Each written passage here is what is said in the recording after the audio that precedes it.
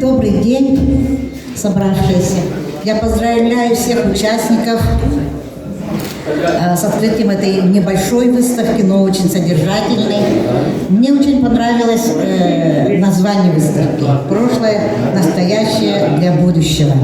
Да, вот действительно мы сейчас стоим на пороге больших перемен.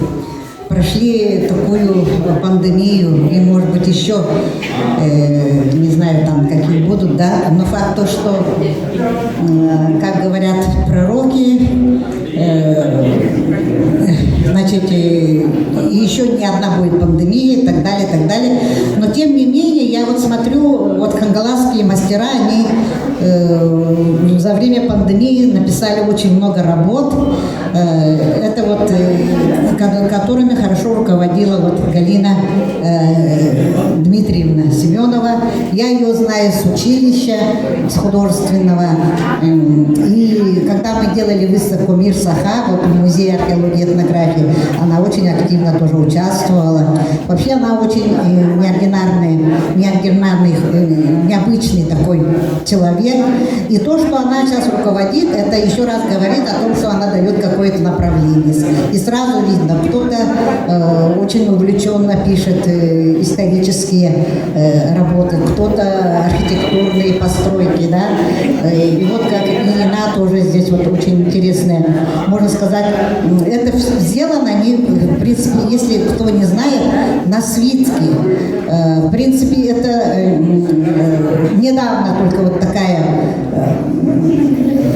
такой проект у нас прошел, да, и действительно свитки намного мобильнее, чем, например, там живописные вот эти полотна, да, ведь, потому что можно их быстро собрать и так далее. Потом на цехе мы часто нас тоже приглашали, мы участвовали как жюри, да, в качестве жюри. Да. Здесь представлены не все работы, я так поняла, потому что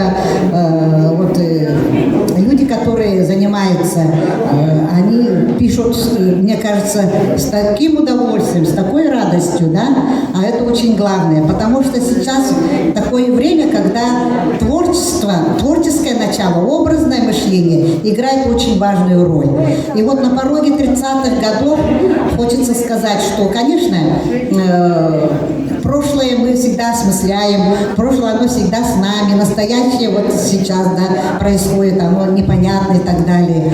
А будущее, оно неизвестно, оно неожиданно, и к нему надо тоже как-то подготовиться. В каком смысле подготовиться? Мы не будем там, будучи смотреть, это не то, что неэтично, а это вообще всегда, во все времена будущее никогда никто особо не смотрел, кроме пророков, естественно. Но будущее реально, оно уже рядом, на пороге, и мы должны быть готовы. Для этого мы должны быть в первую очередь личностями, да, причем личностями ответственными за прошлое, настоящее и будущее. В принципе, прошлое, настоящее, будущее это в таком человеческом понимании есть. А на уровне космоса этого нету, да, время едино. Но тем не менее, вот это вот философский взгляд, откуда я, откуда и куда мы идем, оно всегда затрагивает. Вот здесь вот я это поняла, да. И самое интересное, вот особенно для студентов, здесь интересно будет посмотреть, вот, узнать, кто такой Барашков, да, Бай Барашков.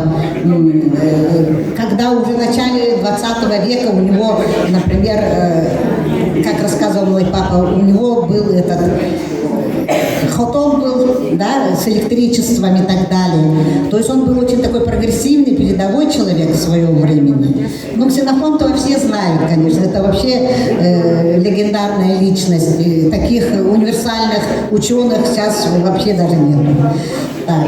Ну и, конечно, здесь в каждой работе можно там, да, подойти, но тем не менее появились очень много работ, посвященных 75-летию, посвященных Великой Отечественной войне.